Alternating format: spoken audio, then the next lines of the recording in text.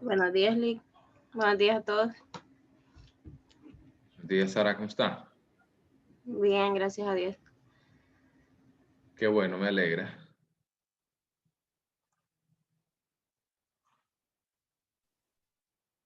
Chica, hoy como que todos se durmieron, ¿no?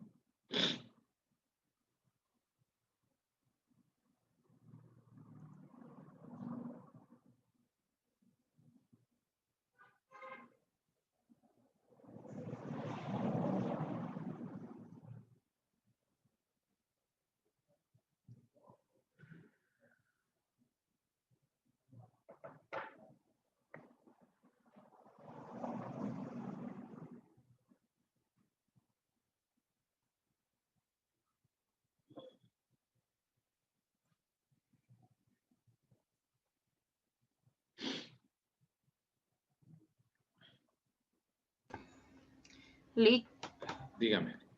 fíjese que tengo un inconveniente con lo del taller del viernes. Ajá. Fíjese que hasta la tarde, bueno, como a mediodía recibí la reprogramación de anormal y a las 3 de la tarde tengo que hacer examen igual. ¿Y a qué hora termina?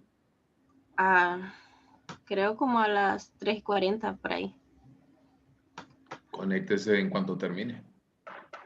Ok. Sí, Pero, y nada más. Es que el taller va a ser más práctico que teórico. O sea, yo les explico, ustedes lo voy a dividir en aulas, ¿sí? Para que no estemos como en el grupo general y entre ustedes se puedan retroalimentar. ok. Es más práctico entonces. Sí, sí, o sea, es que las instrucciones son bastante sencillas realmente. Entonces, pero sí son de mucho cuidado, de prestarle atención, porque un solo detalle puede cambiar el resultado de la prueba. Bueno, está bien. ¿Perdón? Está bien, entonces me voy a conectar cuando termine el examen. Perfecto. Ok. Gracias, Lick. Listo. Bueno, iniciemos nosotros, muchachos. Son las 8:05 y solo vemos 7 conmigo. Entonces, iniciemos la clase del día de hoy. Ok. Esta es la presentación que, vamos a ver, algunas personas están conectando. Esta es la presentación que ustedes ya tienen, ¿sí? Aquí como les comenté el día de ayer, no nos vamos a centrar tanto en el tema teórico de personalidad, que es, todo esto ustedes ya lo han abordado en múltiples ocasiones. Solo les quiero dar un poco del contexto histórico en el cual nacen los procesos de evaluación. Igual como vimos en Wise, igual como vimos en Raven, la Primera y Segunda Guerra Mundial constituyeron un realce o un repunte en estos momentos para la evaluación psicológica. Y es en 1920 donde Robert Woodworth plantea el primer cuestionario de personalidad como tal que nosotros conocemos. Claro, y aquí debo decirles, obviamente desde antes habían las pruebas proyectivas, de alguna forma el test de las manchas de tinta de Rorschach, de los más antiguos que existen, pero no existía un cuestionario de personalidad como los que nosotros conocemos. O sea, que le pregunte a un individuo diferentes aspectos de su vida y que pueda obtener 3 elementos importantes. Y en el cual existía entonces, se llamaba el cuestionario de datos personales y se incluyó algunas de las escalas psiconeuróticas como neurosis, psicosis e histeria. También en los años finales del siglo XIX, más o menos por ahí en los 1800 aproximadamente, Francis Galton es uno de los autores más importantes en desarrollar los métodos de autoinforme. Pero, o sea, estamos hablando por ahí de los 1800. Y en 1920 a 1930 realmente surge el auge como tal de este tipo de pruebas. Y en 1933, Ben Reuter, que también era un médico bastante acertado con respecto a la medición de la personalidad, desarrolla la escala de tendencias psiconeuróticas o el inventario de personalidad de Ben Reuter.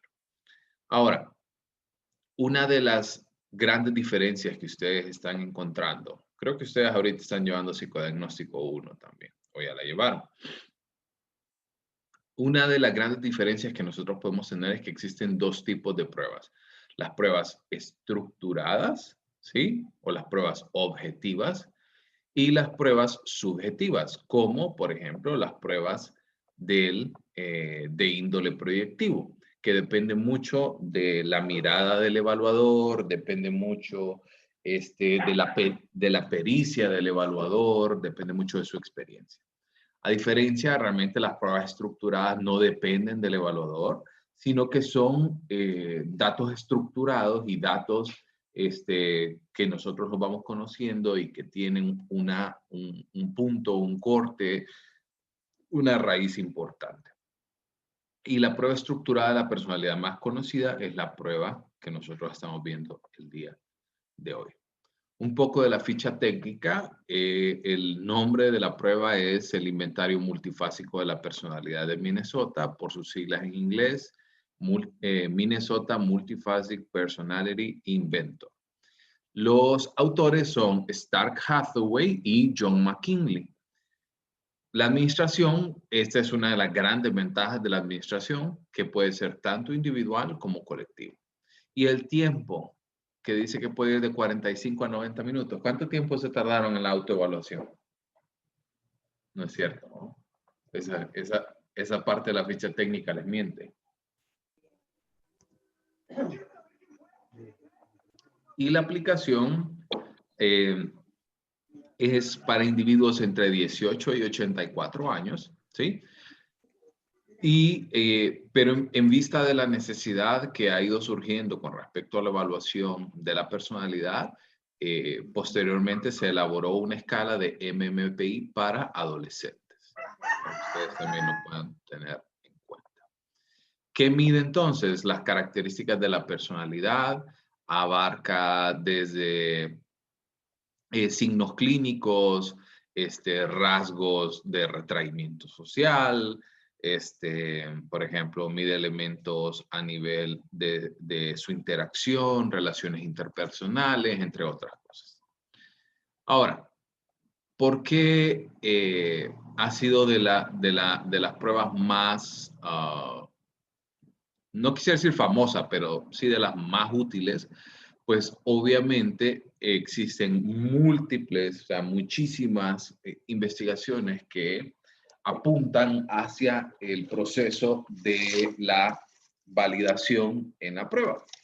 Entre 1940 a 1950 se hicieron las primeras traducciones y actualmente se cuenta con más de 140 traducciones del MMPI. ¿Por qué es tan importante o por qué permanece todavía vigente hasta este momento? Ya vamos a ver que la versión que nosotros estamos utilizando data de 1989. Hace como 2 años salió una nueva, que es el MPI 2 en su versión revisada.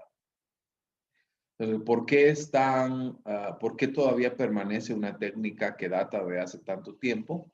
Porque, en primer lugar, es una técnica útil, para su aplicación no requiere realmente de una gran capacitación y ofrece un gran abanico de situaciones que pueden surgir en el individuo con respecto a su propio ser, a detectar, por ejemplo, problemas psicológicos, entre otras cosas. Además de eso, muchísimas investigaciones apuntan a la validez y la confiabilidad. Además, existe uno de los puntos más importantes que muy pocas pruebas de personalidad tienen, que permite detectar, ¿verdad?, al individuo que puede estar dando entonces resultados no confiables, ¿sí?, o indeseables, o por ejemplo que quiere ocultar algunas situaciones, o por ejemplo que existan problemas de lectura. Por ejemplo, ustedes se fijaron de que hay ciertos reactivos que empezaban en falso, ¿sí? Como no me gusta pasar tiempo con otras personas, por ejemplo. Entonces, si eso es cierto, ¿sí? Si a usted no le gusta pasar tiempo con las personas, pues contestaría verdadero. Pero si eso no es cierto y a usted sí le gusta pasar tiempo con las personas, debe de contestarlo como falso, ¿cierto? Entonces, porque ahí nos permite también poder evaluar la atención que tiene el individuo. Utiliza un lenguaje bastante simple, bastante sencillo. Los procedimientos de aplicación y de calificación son bastante buenos. Y además hay una familiaridad ya establecida con los términos. Ambos autores, Stark Hathaway era psicólogo y Charlie McKinley es psiquiatra. ¿Y cuál es el punto más importante acá? Que todas las escalas que nosotros estamos viendo en la actualidad tienen que ver con los procesos del individuo. O sea, tienen que ver con que levantaron datos con respecto a las personas que estaban ya internas en el hospital en Minnesota y que ya habían sido diagnosticados previamente, ¿sí? Por ejemplo, con esquizofrenia, con hipomanía, con psicastenia, recordando de que hay ciertos datos que nos dicen, ¿verdad? Como psicastenia, como histeria, que nos dicen este tipo de nombres que a lo mejor ya están como un poquito desfasados para nuestra actualidad, pero que todavía tienen una aplicación bastante real en nuestra actualidad. Esta prueba entonces se convierte en una prueba de exploración psicológica. Se considera fundamental no solamente partir del criterio teórico, o sea, no basarnos solamente en lo que dice la teoría, sino también basarse en el método empírico racional. ¿A qué nos referimos con el empírico racional? Hablamos acerca del empírico a nivel de la construcción de la prueba, se toma en cuenta la historia clínica, se toma en cuenta las entrevistas, por ejemplo, se toma en cuenta resumen del caso, diferentes perspectivas. Entonces, ¿qué les quiero decir con este criterio empírico? Que nosotros tampoco podemos irnos solamente con lo que dice la teoría, sino que nosotros debemos de explorar lo que dice la teoría y posteriormente corroborar con la historia clínica, con la entrevista, con su ojo clínico. ¿Se entiende? ¿Sí? Porque un error que se comete muchas veces es esta situación de que empezamos a escribir como que fuera un recetario, ¿sí? Como que fuera, si saca tantos puntos, entonces es así. Y si saca así, es así. Entonces, no siempre, a veces como que los dejo en el aire a las personas que llevan la clase conmigo porque me dicen, Lick, pero ¿y entonces cómo puedo interpretar esto? Cada puntaje se interpreta bajo una luz distinta, ¿sí? Porque a lo mejor, por ejemplo, yo puedo obtener una puntuación alta en depresión, que es una de las escalas, ¿sí? Y a lo mejor puede ser porque hoy que me aplicó la prueba, hoy en la mañana, pues me peleé con mi esposa y decidimos divorciarnos, por ejemplo, ¿sí? Y entonces, obviamente, esta situación altera por completo su equilibrio y a lo mejor su visión del mundo cambia. Quizás no tiene depresión, pero por lo menos en el momento de aplicación, usted sí pasó por este tipo de condiciones. ¿Sí se entiende? ¿Estamos? Sí. Gracias, Karen. Entonces, un poco de historia para que vean de dónde venimos y en dónde estamos. La primera vez que se desarrolló el MMPI original, se tomó en cuenta una muestra de 724 pacientes internos en el hospital de la Universidad de Minnesota y tenían una edad aproximada entre 16 y 65 años. Su nivel promedio era de educación secundaria y eran todos residentes del estado de Minnesota. ¿Qué hicieron para hacer la construcción de esta prueba? Bueno, el formato de aplicación era un poco más atractivo que el que nosotros tenemos ahora, porque lo que se hacía era que se colocaba una tarjeta, ¿sí? Y esta tarjeta era como tipo vender, ¿no? Se le presentaba decía lo que el reactivo quería decir y luego la persona respondía, pero en aquel momento habían 3 posibles opciones de respuesta, que era verdadero o falso y no sé. Se redactaron también los reactivos a nivel de lectura bastante bajo, o sea que incluyeran a la mayoría de la población. También incluyeron a individuos que no estuvieran, por ejemplo, que hubieran recibido atención clínica, ¿sí? Que estuvieran siendo pacientes, y también incluyeron individuos que no han recibido atención médica. Se hizo una reserva de aproximadamente más de 1000 reactivos, que para la versión original se redujo hasta 504 reactivos. Y posteriormente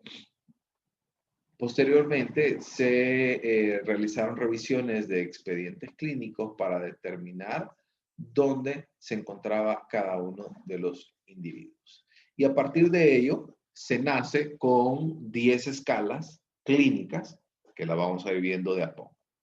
Entonces, ¿les parece si cambiamos un poco la dinámica? Son las 8:18. ¿Sí? ¿Les parece si vamos cambiando un poco la dinámica y cada uno de ustedes les voy asignando cada una de las 10 escalas y me dicen realmente lo que ustedes comprenden? ¿Estamos? Ok, empiezo con Keren, que encendió la cámara, y de ahí vaya preparándose. Pucha, Sara. Sara con la escala de presión. De ahí vamos a dejar a Andrea Zavala con psicastemia. Ok, la escucho, Keren. La escuchamos, mejor dicho. Okay. La primera es la hipocondría. Hipocondriasis, ¿verdad? Hipocondriasis. Con sus siglas HS, sí, ¿verdad? Bueno, dice aquí, preocupados extremadamente por su salud y bienestar físico. Yo esta escala la entiendo como personas que siempre están enfermas para ellos, aunque estén sanas, ¿verdad? Y que siempre toman medicamentos para prevenir ciertas enfermedades. Todo es a base de la prevención, pero es bien extremo, le digo, porque tengo un pariente que no tiene nada, pero toma muchas pastillas por si le da esto, por si le da lo otro, y vive en un mundo bien angustioso, pues. Ese es Entonces, bueno, entonces por está ahí, porque es importante medirla, porque a veces inconscientemente creo que a veces poseemos ciertas, ¿verdad?, rasgos o actitudes. Sí. Por ejemplo, Keren, si usted tuviera que equiparar este nombre de hipocondriasis con un trastorno del DSM-5, ¿con cuál lo haría? Bueno, para mí es como, no sé, como una manía, y serían, Si quiere, no sé, Keren, no es fíjese que creo que psicótico, el pero video le puede ser está, como... Keren, creo que el video le está absorbiendo ancho de banda, entonces si quiere puede apagarlo. Si quiere puede apagarlo porque okay. está escuchando entrecortado lo que nos dice. Si quiere apague el video. Está bien, licenciado. Ok. No, entonces, dentro del grupo no es psicótico, sino que es como neurótico, pienso yo, en ese grupo lo pondría, como pertenecen a cierto grupo de psicóticos, neuróticos, pero Claro. como no sé, como neurótico, pienso yo. Pero si lo ubicamos en un trastorno en particular del DSM-5, ¿alguien tiene alguna idea?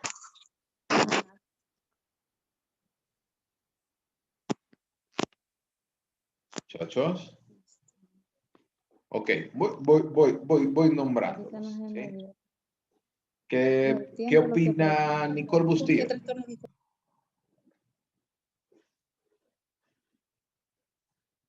Ok, necesito que estén bien atentos a abrir su micrófono. Nicole Bustillo. ¿Están ahí? Ok, si no, ¿qué opina Marieli del CID? ¿Qué opino de en qué grupo se puede ¿En qué equiparar qué, con el hipo, hipocondriasis, ¿a qué trastorno equivale en el DSM-5? Ay, no sé. Ahorita hipocondriasis.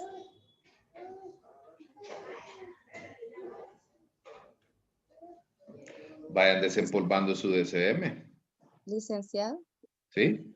entra siempre como el grupo de las manías, el trastorno de la personalidad o no. No, entraría a lo que equivale cuando yo estudié con el DSM-4, así se llamaba el trastorno hipocondriaco, pero posteriormente se convirtió en trastorno de ansiedad por enfermedad. Vamos. Ok. ¿Ok? Iba a decir yo ansiedad generalizada, pero no. Esta es ansiedad por enfermedad. ¿Ok? Ok. Ahora, gracias, Keren. Sara, vamos con depresión. Ok, dice que depresión con falta de esperanza en el futuro, decaimiento e insatisfacción con el estado general de las cosas de la vida. Como obviamente dice, la depresión es como las personas que no tienen una esperanza, no les alegra nada, no les satisface nada, se quejan de todo.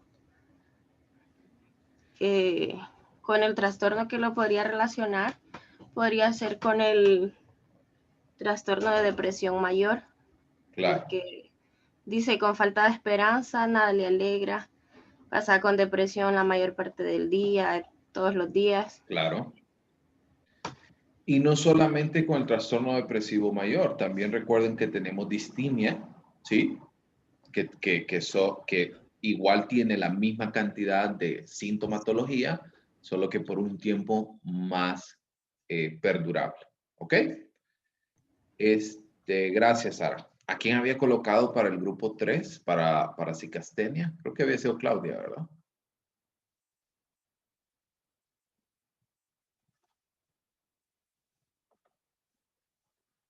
Hola.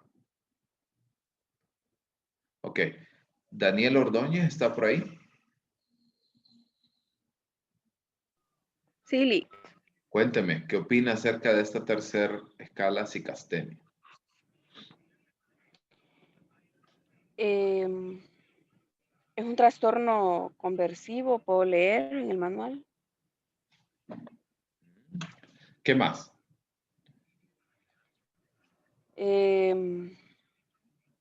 Ok, si quiere leamos la descripción.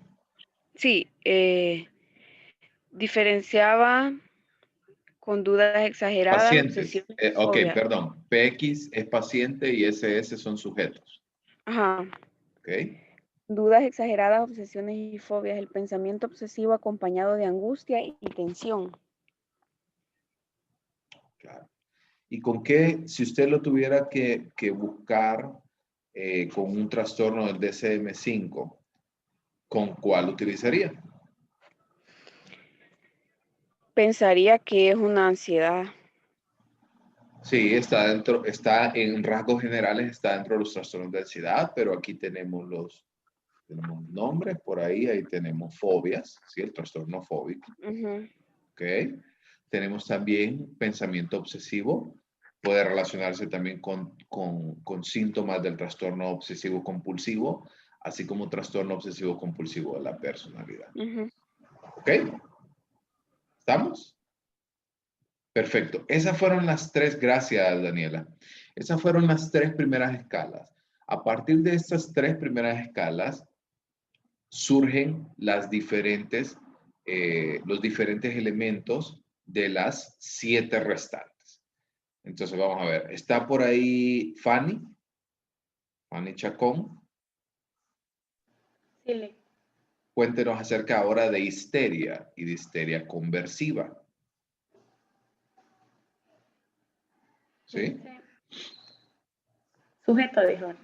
Sujetos que se presentaban depresión con cuadros neuróticos.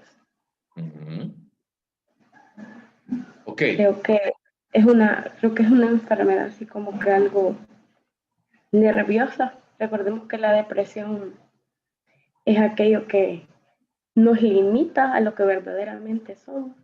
Y se vive con miedo, con tensiones. Ok, acuérdense que cuando nosotros hablamos de neurosis, histeria, este tipo de condiciones, así era como se denominaban en aquel momento, ¿verdad? Debemos de empezar por ahí. En aquel momento, neurosis se le conocía a cualquier situación o a cualquier trastorno psicológico como conocemos ahora actualmente. Entonces, la histeria, ¿sí?, tiene que ver mucho con los individuos relacionados con el trastorno conversivo. ¿Recuerdan cuál es el trastorno conversivo?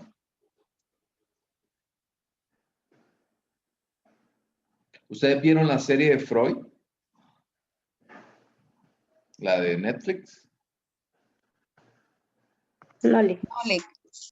¿Alguien? ¿Nadie? Ok. En la serie de Freud, los primeros minutos, se ve a él atendiendo a un paciente. Y este paciente, a partir de un hecho, que la hija había muerto, había perdido la capacidad para hablar, ¿sí? En aquel momento no era conocido como los trastornos que nosotros conocemos actualmente, pero sí elude, o mejor dicho, sí alude a muchas de las condiciones de las que nosotros conocemos el trastorno conversivo. Si ustedes recuerdan en las clases de anormal, tiene que ver mucho con los procesos de paralización de las extremidades o de algún miembro de nuestro cuerpo.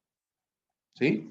Entonces, a eso hace referencia la histeria conversiva, al trastorno conversivo. ¿Estamos? Ok, gracias, Fanny. Ahora sigamos con Flor. ¿Sí? Flor con desviación psicopática y se alista Ivin con hipomanía.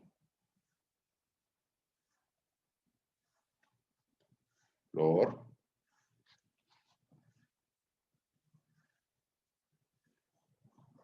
Voy. Dice conducta antisocial disocial. Individuos que manifiestan desprecio por los códigos sociales y entran en conflicto con la sociedad. Ok. ¿Con qué lo equipararía usted? ¿Con qué trastorno del DSM-5 lo equipararía?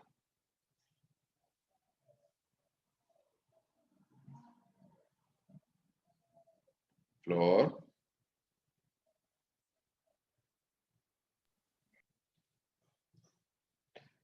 Abro la pregunta en general. ¿Con qué trastorno ustedes equipararían desviación psicopática?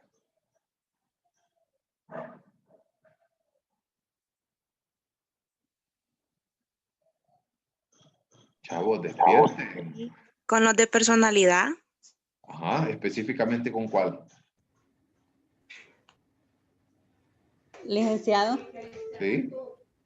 con un trastorno antisocial de la personalidad. Exactamente, gracias, María. Con trastorno de personalidad antisocial. Recuerden que los trastornos de personalidad se detectan a partir de los 18 años. Entonces aquí cumple con ese primer criterio. Vamos a ver cada una de las escalas con mayor profundidad, pero esto que estamos viendo, eso es lo que ustedes van a tener en el examen del jueves. Yo necesito que las escalas ustedes las manejen al dedillo. ¿Estamos? Gracias, Mariel. Pasemos ahora con Ivin. Ivin, hábleme acerca de la escala de hipomanía.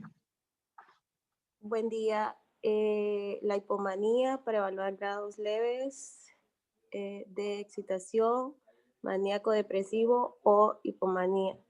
Creo que está relacionado, no sé, con lo bipolar, Lick. Perfecto, súper bien.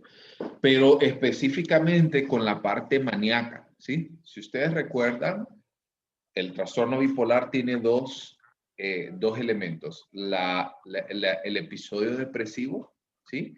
Y el episodio maníaco o hipomaníaco, ¿sí? ¿Cuál es la diferencia entre ambas situaciones? La duración del tiempo. Entonces, cuando hablamos de hipomanía, no solamente hay que pensar en un trastorno bipolar, sino que también debemos de pensar en individuos, por ejemplo, que están acostumbrados a realizar muchas actividades durante el día, que tienen gran energía, que todo el tiempo se están moviendo de aquí a allá, porque es un individuo hipomaníaco, o sea, es un individuo que normalmente tiende a esconder este tipo de situaciones en ciertas condiciones o en ciertas situaciones de su diario vivir. Todos en algún momento tenemos algunos episodios hipomaníacos, como por ejemplo, cuando usted está cerrando la clase, por ejemplo, está cerrando el periodo y duermen 4 horas, trabajan 20, están con toda la adrenalina de hacer informe, informe aquí, informe allá, examen aquí, examen allá. Ese es un episodio hipomaníaco. ¿Ok? Ahora, sigamos, gracias, Ivy, con el siguiente punto. Está por ahí Carla Lanza, y vamos ahí está Carla. A ver, háblenos ahora acerca de esquizofrenia.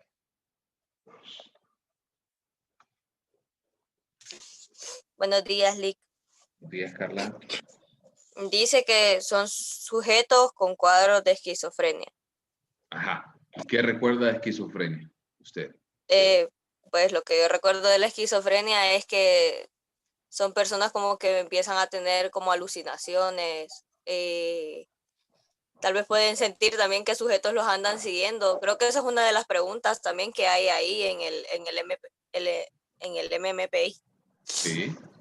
Y más que todo eso, personas que tienen como esas sensaciones raras de que miran cosas, sienten cosas en el cuerpo, piensan mucho de que alguien les quiere hacer daño y cosas así. Y bueno, con el trastorno que se asociaría es el trastorno esquizofrénico. Aunque hay varios también dentro de ahí. Entonces, claro. Eso. Perfecto. Recuerden que cuando hablamos de esquizofrenia hablamos de ciertas situaciones, pero en específico, que lo vamos a ver más adelante a profundidad, es importante que ustedes entiendan de que es un individuo que está pasando por un proceso de separación con la realidad, ¿sí? Y que puede presentar alucinaciones, lenguaje desorganizado, puede presentar, como dice Carla, sensaciones físicas, puede tener delirios, entre otras cosas, ¿sí? Gracias, Carla. Está por ahí Marieli para que nos hable de paranoia.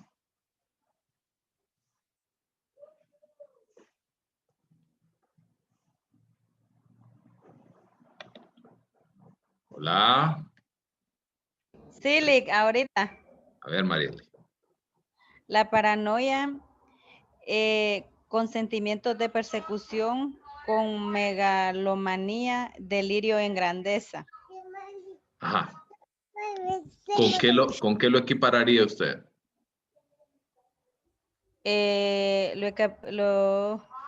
Con un trastorno de la personalidad paranoica, digo yo. Exacto. Entonces, son individuos suspicaces, que todo el tiempo andan desconfiando de los demás, que creen que todo el mundo le quiere hacer daño, entre otras cosas. Y finalmente, para las últimas 2 escalas, que son las únicas 2 escalas que no, gracias Mariel, que no hacen alusión a un trastorno de la personalidad o a un trastorno psicológico, sino que hace referencia solamente a factores relacionados con los rasgos de personalidad. La escala, que es masculinidad-feminidad, que muchas personas tienden a creer erróneamente de que mide un elemento de homosexualidad o de tendencias sexuales, sino que lo que habla es acerca de la forma en la que los individuos perciben los roles que son asignados por la sociedad. Por ejemplo, a ver, todos con la pregunta 1. Me gustan las revistas de mecánica. Se esperaría que un hombre conteste como verdadero. Pero le soy sincero, a ver, Jorge, creo que es el único hombre que está conectado aquí hoy. ¿Puede hablar, Jorge? No sé si... Creo que no. A ver, creo que no, pero creo que puede escribir al chat. Vamos a ver. Ok. Qué bueno que contestó eso. Pero tal vez lo puede escribir al chat en general. Jorge, pregunta 1 del ítem de MMPI. Me gustan las revistas de mecánica. ¿Verdadero o falso? En lo particular, a mí no me gustan las revistas de mecánica. ¿Sí? Dice Jorge, no me gustan. Prefiero la música. Y estamos de acuerdo. Pero ¿qué se esperaría de que un individuo allá por los 30, ¿sí? Que a lo que estaba acostumbrado era que los fines de semana abría su carro, abría el capó, mejoraba, quitaba, arreglaba aquí, arreglaba allá. Cierto, yo no sé si ustedes, sus papás, por ejemplo, son todavía las personas que ya no, que no llevan el carro al taller, sino que ellos mismos lo resuelven. Yo lo único que sé es echarle agua, aceite y gasolina. Y paren de contar. Pero eso está asociado con masculinidad, eso está asociado con ensuciarse, con el hombre, ¿no? Entonces, esa es una de los reactivos, por ejemplo, que mide estas tendencias de masculinidad. Y finalmente, la escala de introversión social hace referencia con individuos introvertidos y con individuos extrovertidos. ¿Hasta aquí estamos bien? ¿Hay dudas con las 10 escalas clínicas?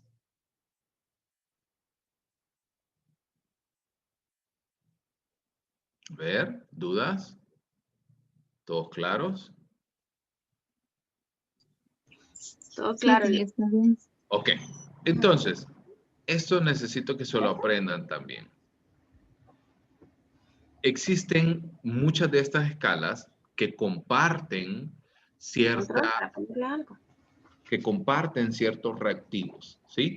Y a partir de ello, se establece que existen ciertas correlaciones, como por ejemplo, entre la escala de hipocondriasis, necesito que se vayan aprendiendo también los números de las escalas, que ya los vamos a ver, y las abreviaturas. Tenemos hipocondriasis, depresión e histeria, y a estas 3 escalas se les llama la triada neurótica. ¿Sí? Son escalas que comparten muchos reactivos y adicionalmente de compartir los mismos reactivos, comparten también cierta similitud. Y también existe la triada psicótica, que aquí hace referencia a elementos de paranoia, psicastenia y de esquizofrenia. ¿Sí? Cuando hablamos de hipocondriasis, depresión e histeria, estamos hablando de un cuadro ansioso, estamos hablando de un individuo con dificultades, estamos hablando de un individuo con preocupación por su cuerpo, ¿sí? El cuadro ansioso principalmente. Y aquí en la triada psicótica hablamos de un cuadro de separación de la realidad, de individuos que pierden contacto junto a esta condición. Hay algunos autores que incluyen la escala de hipomanía y le denominan la tétrada psicótica. ¿Ok? Adicionalmente, en la primera versión del MMPI se introdujeron 3 indicadores de validez. El primer indicador es sumamente sencillo. Es la cantidad de reactivos que el individuo no ha contestado o que por error ha contestado doble. ¿Sí? Entonces, esta ha sido denominada como la escala no puedo decir o la escala no sé. Y ya vamos a ir viendo la implicación de cada una de ellas. La segunda escala que fue introducida en este momento fue la escala de mentira, que es conocida como la escala L, y también una escala que es denominada la escala F, que es la medida de la desviación extrema, ¿sí? O sea, un individuo que probablemente pudo haber estado contestando al azar. En 1946 se introduce una nueva escala que es conocida como la escala K, de corrección o defensividad. Entonces, esta escala fue colocada con el objetivo principal de determinar individuos que tratan de dar una no una mala visión, pero que sí tratan de esconder sobre todo muchas de las condiciones previas y muchas de las fallas relacionadas consigo mismo. ¿Ok? Ahora un poquito acerca del manual que nosotros utilizamos en la actualidad, que es la estandarización utilizada en México, que fue realizada desde 1960 hasta 1969 por el doctor Rafael Núñez y Abelardo Mena, que construyeron esta versión en español. ¿Cómo fue que utilizaron esto y qué tipo de resultados encontraron? A diferencia de la población estadounidense, aquí se obtuvieron puntuaciones bajas en histeria conversiva, en desviación psicopática, masculinidad, feminidad, paranoia, y por otra parte se obtuvieron puntuaciones elevadas en la escala de L, o sea, con menor sinceridad que los individuos en Estados Unidos. También en algún momento se sobreutilizó el inventario, por lo cual realmente nació específicamente con el objetivo clínico, pero se empezó a utilizar en selección de personal, en estudiantes, en personas que carecían un nivel de comprensión lectora, y en muchos de estos casos aparecían con trastornos que de repente no tenían, y que seguramente no tenían, pero por su baja comprensión lectora respondían equivocadamente. Para el estudio de normalización se utilizaron 2.246 estudiantes de la Universidad Nacional Autónoma de México. Algunos de ellos fueron excluidos y al final se quedó con una muestra de 1.920 sujetos, 813 del sexo masculino y 1.107 del sexo femenino. Por aquí se realizó a partir de estos datos la normalización en México, se modificaron reactivos, se adjudicaron palabras que estaban relacionadas con las situaciones de los individuos en México, y esta normalización estuvo acá a cargo de la doctora Emilia Lucio e Isabel Reyes, que son los manuales que utilizamos en la actualidad. Por aquí nada más les presento algunos datos, ¿sí? Eso lo voy a pasar. Y en 1982 se realiza ya la primera revisión de esa versión original para poder entonces obtener los valores del MMPI 2, que es, como les dije al inicio de la clase, data de 1989, y en 1992 James Butcher desarrolla la versión de MMPI adolescente. A partir de esa situación se vuelve a utilizar entonces el proceso de reestandarización. Se mantuvieron por ahí cerca de 550 reactivos originales y se modificaron algunos de ellos. ¿Por qué se readecuó? ¿Por qué se reestandarizó? Muchas veces en algunos de los reactivos del MMPI original, la redacción era un poco tosca, entonces se modificó, se refinó un poco. Algunos reactivos empezaron a cubrir nuevas áreas de contenido, habían nuevas medidas de validez para escalas suplementarias, que lo vamos a ver más adelante. Se aseguró la continuidad del inventario, se tomaron en cuenta las nuevas normas para la población actual, introdujeron nuevos indicadores de validez, y estos cambios hicieron que su validez y confiabilidad mejoraran. La muestra utilizada para la segunda versión contó con cerca de 2.900 sujetos que, a partir de las exclusiones que hay, ya sea por omisiones excesivas, omisión de datos biográficos, se redujo a una muestra de cerca de 2.600 individuos. Aquí les coloco este cuadro, es un breve resumen de por qué se cambiaron algunos de los ítems y en qué escala fueron cambiados. Por ejemplo, en la escala de hipocondriasis se anuló uno de los reactivos originales, en la escala de presión 3, en la escala de masculinidad, feminidad 1 y en la escala de introversión social 1 también. Permanecieron la cantidad que ustedes ven acá y algunos de esos también fueron cambiados. Y los tipos de cambio que ustedes ven acá en la parte a su derecha que dice tipo de cambio A, B, C y D. Esto hace referencia, por ejemplo, al tipo A, eliminación por posible terminología sexista. Si recuerdan que para cuando lo desarrollan entre 1930 y 1939, las mujeres no tenían derecho a muchas situaciones, las condiciones sociales eran muy diferentes a las que nosotros conocemos en la actualidad. El tipo de cambio B, la modernización en su idioma y uso. C, en la clarificación gramatical, su tiempo, voz, el sujeto, entre otras cosas.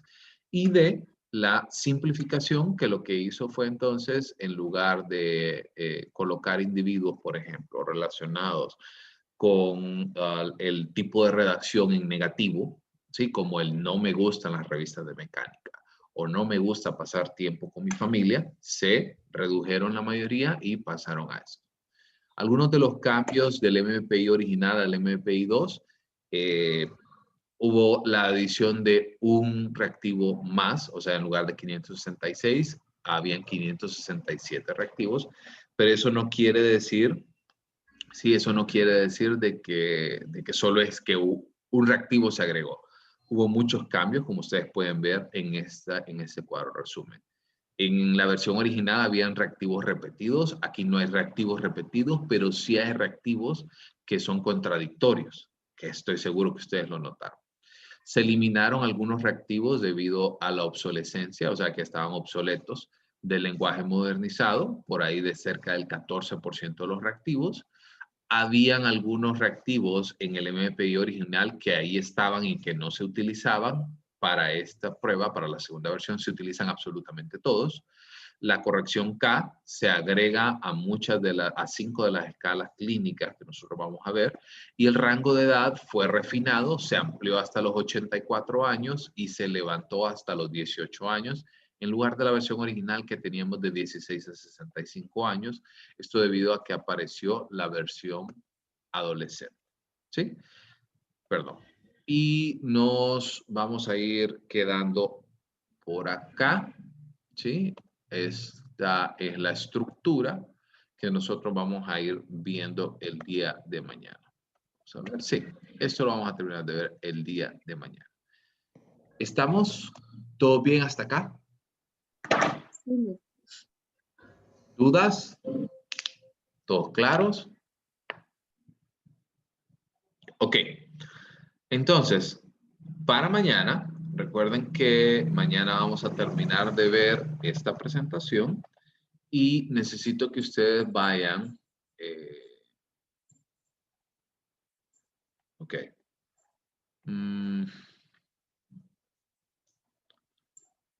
Y necesito que ustedes, voy a mostrarles la otra presentación. Denme un segundito.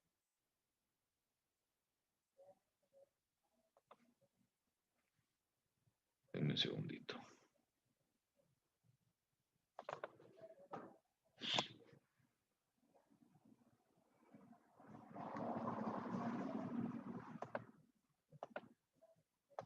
Ok, esta es la otra presentación que ustedes tienen de escalas de validez y clínicas.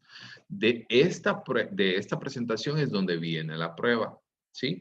Yo no quiero que ustedes, les quiero hacer una explicación bastante rápida, ¿sí? Las escalas de validez, si ustedes ven, todas las escalas tienen el siguiente formato. Se explica qué es, de qué se compone la prueba y después va a tener implicaciones, qué significan puntuaciones altas, qué significan puntuaciones bajas.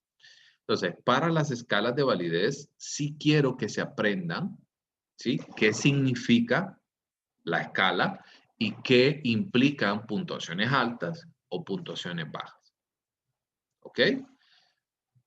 Y para las escalas de clínicas, aquí quiero que ustedes se aprendan nada más como la parte más integral de la prueba. O sea, ¿qué significa? ¿Qué mide? ¿Qué es lo que acabamos de ver? ¿Ok? ¿Dudas? ¿Todos claros? Ok. Sí. Dígame. Eso para la prueba del jueves, ¿verdad? Sí. Ok. Listo, entonces mañana terminamos de ver la última parte de esa presentación. El jueves tienen libre en la mañana, hacemos el examen por la noche y el viernes el taller. ¿Ok? ¿Listo? Entonces, si no hay más dudas, nos vemos mañana en clases. Gracias, Lee. Gracias, Lee. Mañana, pórtense bien. Gracias, buen día. Feliz día, pórtense bien. ¿Alguien sabe algo de Mayra? ¿Alguien fue su pareja? ¿Mayra Cárcamo? ¿No? Sí, Lick, yo, pero no me he comunicado con ella. Ok. Sí, porque es que no se conectó ni ayer ni hoy.